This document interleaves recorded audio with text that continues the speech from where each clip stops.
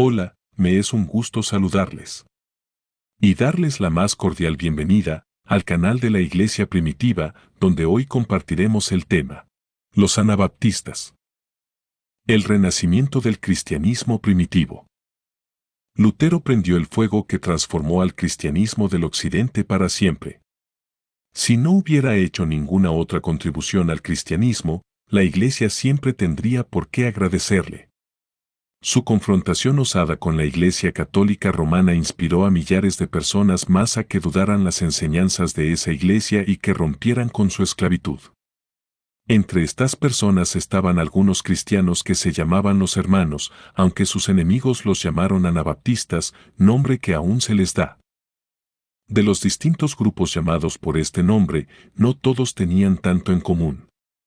Por esta razón, en este capítulo, utilizo el nombre anabaptista para referirme a los hermanos que salieron de la Reforma en Suiza y a sus sucesores. Desechando los dogmas y las tradiciones que habían reinado por siglos, los anabaptistas procuraron restaurar el cristianismo puro del Nuevo Testamento con el estudio de solo las Escrituras. Las otras alas de la Reforma consideraban algunas de sus conclusiones sumamente revolucionarias y radicales. Por ejemplo, los anabaptistas enseñaban que debe haber una separación entre la Iglesia y el Estado. Desde el tiempo de Constantino, la Iglesia y el Estado estaban casados, podemos decir, el uno con el otro. Nadie, ni Lutero ni Calvino, se había atrevido a romper este matrimonio antiguo. La estructura completa de la sociedad de ese tiempo dependía de ese matrimonio. Muchos creían que la enseñanza de los anabaptistas sobre la separación de la Iglesia del Estado conduciría a la anarquía. Había otra enseñanza de los anabaptistas que inquietaba al mundo de entonces. Enseñaban que el bautismo de los niños no tenía valor y que, por lo tanto, todos los creyentes verdaderos debían recibir el bautismo después de creer como adultos. De esta enseñanza recibieron el sobrenombre anabaptista. Este nombre significa el que rebautiza. Después del tiempo de Agustín, se bautizaba a todos los niños porque Agustín enseñó que el niño no bautizado no podía ser salvo. Desde el tiempo del emperador romano Justiniano, 527 a 565, el que rebautizara a un católico caía bajo pena de muerte. Todos los grandes reformadores, Lutero, Zwinglio y Calvino, apoyaban el bautismo de niños. No bautizaron otra vez a los que dejaban la Iglesia Católica para unirse a la Iglesia de ellos. En ningún país se permitía el bautizar a un creyente adulto. Casi no había ningún país, estado o ciudad en toda Europa que diera permiso a los anabaptistas para que vivieran en él. Uno de los anabaptistas lamentó: al maestro fiel que predica la palabra del Señor con buena conciencia no se le permite vivir, en cuanto sepamos nosotros, en ningún reino, país o ciudad bajo el cielo, si a él lo descubrieran. Dentro de pocos años, casi todos los líderes originales de los anabaptistas habían sido arrestados y ejecutados. Las autoridades perseguían a los anabaptistas dondequiera que estaban. Tenían que huir de un lugar a otro y tener sus reuniones en los bosques y en otros lugares escondidos. A pesar de eso, predicaban el Evangelio sin descansar y muchos se unieron a ellos. Los primeros líderes de los anabaptistas tuvieron muy poca oportunidad, o ninguna, de leer los escritos de los cristianos primitivos. Sin embargo, lograron recrear la vida y la doctrina de la Iglesia primitiva extraordinariamente bien.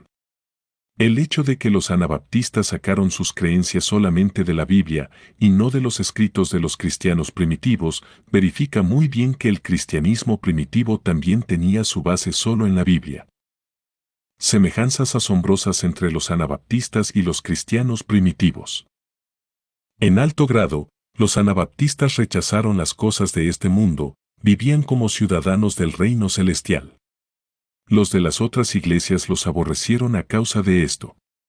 Distinto a Lutero, quien despreció el Evangelio de Mateo, los anabaptistas tomaron muy en serio las enseñanzas de Jesús en el Sermón del Monte. Dieron gran énfasis a que el cristiano renacido tiene que vivir de acuerdo a estas enseñanzas. Las obedecían muy literalmente. La mayoría de las iglesias de hoy en día cuidan a los necesitados, pero las iglesias de la Reforma no lo hacían. Como resultado de esto, los anabaptistas contrastaron grandemente con la Iglesia luterana, la Iglesia reformada, como también con la Iglesia católica en su cuidado fraternal los unos de los otros. Los anabaptistas decían a las demás iglesias: enseñamos y practicamos la piedad, el amor y la comunidad, y los hemos enseñado y practicado por 17 años. Alabado sea Dios para siempre, que aunque nos han quitado muchas de nuestras propiedades, y nos las quitan aún, y aunque muchos padres y madres piadosos han sido entregados a la espada o al fuego, y aunque, como todos saben, no podemos vivir en tranquilidad en nuestros hogares, con todo, ninguno de los que se han unido a nosotros, ninguno de los niños huérfanos entre nosotros, se ha visto obligado a pedir limosna. Si esta no es la práctica cristiana, mejor abandonáramos el Evangelio completo de nuestro Señor. No es una hipocresía triste e intolerable que aquellas pobres gentes, los luteranos, se jactan de tener la palabra de Dios, de ser la iglesia cristiana verdadera, pero nunca se acuerdan de que han perdido totalmente la marca del cristianismo verdadero? Juan 13:35, primera de Juan 3:16 al 18. Muchos de ellos viven en pleno lujo, vestidos de seda y terciopelo, de oro y plata, y de toda pompa y esplendidez, pero dejan que sus miembros pobres y afligidos anden pidiendo limosnas. Obligan que sus pobres, sus hambrientos, sus dolientes, sus ancianos, sus cojos, sus ciegos y sus enfermos anden mendigando pan a las puertas de sus casas. Oh predicadores, queridos pastores, ¿dónde está el poder del Evangelio que ustedes predican? ¿Dónde están los frutos del Espíritu que han recibido? Igual a los cristianos primitivos, los anabaptistas también predicaban el mensaje de la cruz. Preguntaban si la cabeza, Cristo, tenía que soportar tan grande persecución, dolor, aflicción y angustia, ¿sería posible que sus siervos, sus hijos y los miembros de su cuerpo vivieran en paz y libertad en cuanto a su carne? Pero aunque fueron perseguidos, torturados y ejecutados cruelmente, ellos rehusaron resistir a sus perseguidores o vengarse de ellos. Uno de los ejemplos más conmovedores de un amor verdadero por otros es el de Doug Williams. Huyendo de las autoridades católicas que le perseguían, Williams corrió sobre el hielo que se había formado encima de un lago. Llegando sin novedad a la ribera, echó un vistazo hacia atrás y vio que el agente que le perseguía se había hundido en el agua helada y que no escaparía de morir ahogado. Williams volvió al agente en peligro y le rescató del agua. Pero el magistrado que quedaba aún sobre la otra ribera ni a causa de eso le tuvo misericordia. Ordenó que el agente arrestara a Williams. Después de ser encarcelado y juzgado, Williams fue quemado vivo. Otra vez, de acuerdo al ejemplo de los cristianos primitivos, los anabaptistas rehusaron usar la espada para apoyar a su patria. No la usarían ni para defender a la patria ni para ejecutar a los malhechores. Obedientes a las palabras del Señor Jesús, rechazaron cualquier juramento. En vez de predicar un evangelio de salud y prosperidad, subrayaron la importancia de la vida sencilla. En verdad, a causa de la persecución, la mayoría de ellos vivían en pobreza calamitosa. Aún su teología se asemejaba mucho a la de los cristianos primitivos. Aunque el lema de la Reforma era la salvación solo por la gracia, los anabaptistas enseñaban que la obediencia es esencial a la salvación. Pero con todo, no enseñaban que la salvación se gana con una acumulación de buenas obras y rechazaron completamente las obras ceremoniales que los católicos enseñaban para la justificación. Subrayaron que la salvación es un don de Dios. En sus puntos esenciales, su doctrina acerca de la salvación era idéntica con la de los cristianos primitivos. Pero porque enseñaban que la obediencia es esencial para la salvación, los luteranos y los cristianos reformados los llamaban asaltantes del cielo. En esta época, cuando los otros grupos de la Reforma subrayaban las doctrinas de Agustín, los anabaptistas rechazaron totalmente la doctrina de la predestinación. Al contrario, enseñaban que la salvación es para quien quiera, y que cada quien escoge por sí mismo o aceptar la gracia de Dios ofrecida para la salvación de su alma, o rechazarla. No obstante, no todas las doctrinas de los anabaptistas eran idénticas a las de los cristianos primitivos. Por ejemplo, su enseñanza acerca del bautismo difería un poco.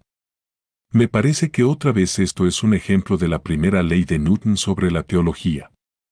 Tanto la Iglesia católica, como también la luterana y la reformada, se aferraban a la creencia de los cristianos primitivos en cuanto al bautismo, que somos renacidos por el bautismo y que el bautismo es tanto el medio de la gracia de Dios como también la señal de ella. Sin embargo, el bautismo en estas iglesias se había degenerado en una ceremonia sin significación, ceremonia administrada a todos los niños recién nacidos. Así perdieron la creencia de los cristianos primitivos de que ser renacido por el bautismo resultaba en una transformación total de la vida.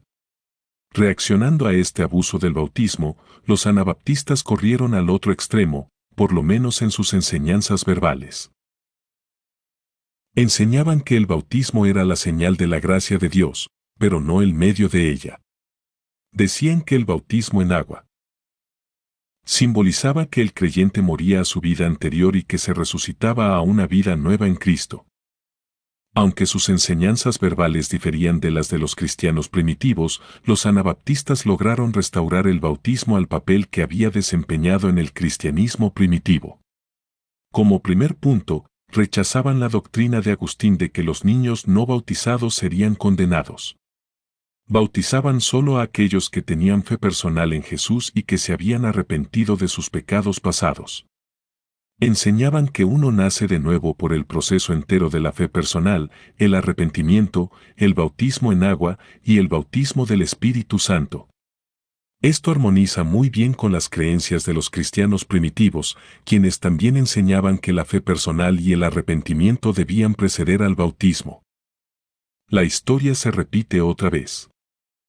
Las analogías entre los anabaptistas y los cristianos primitivos no tocan solo sus creencias y prácticas. La decadencia de los dos grupos también se parece. Mientras eran perseguidos, los anabaptistas brillaban con el celo del Evangelio y un espíritu cristiano que casi igualaba a los de los cristianos primitivos. Aunque se les prohibía predicar, siempre evangelizaban más energéticamente que cualquier otro grupo de la Reforma. E igual a los cristianos primitivos, su sangre servía como la semilla para la propagación del movimiento. Pero también igual a la iglesia primitiva, el movimiento anabaptista decayó espiritualmente, no porque se les perseguía, sino porque faltaba la persecución. Tan pronto como los gobiernos de Europa les concedían la tolerancia religiosa, se retiraban a sus enclaves de tranquilidad, perdiendo el vigor de su visión de compartir lo que creían con las demás iglesias. Su ética de trabajar arduamente condujo a muchos a la prosperidad material. Pronto les interesaban más las riquezas de esta vida que las riquezas de la vida venidera. Otra vez, siguiendo el camino trazado por la iglesia primitiva, cuando los anabaptistas perdieron su vigor espiritual, se enredaron en las disputas doctrinales. Después de unos siglos, el movimiento empezó a romperse en una serie sin fin de desacuerdos y divisiones. Aunque los primeros anabaptistas habían subrayado la transformación del hombre interior, sus sucesores pusieron más énfasis en las cosas exteriores. El vestido y la apariencia del cristiano se volvieron más importantes que la condición de su corazón. Algunos líderes anabaptistas trataron de legislar la justicia personal, fijando muchas reglas hechas por hombres, en vez de dejar que el Espíritu de Dios cambiara al hombre comenzando desde el interior. ¿Está muerto el anabaptismo?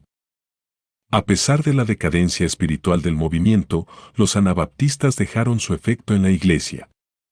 Aunque mucho más pequeño que las otras dos alas de la Reforma, muchas de sus enseñanzas ahora son aceptadas por la mayoría de los evangélicos, por ejemplo, la separación entre la iglesia y el Estado, el no perseguir a otros por su fe, el bautismo de creyentes solamente tras el arrepentimiento personal y la conversión, la salvación accesible a quien quiera.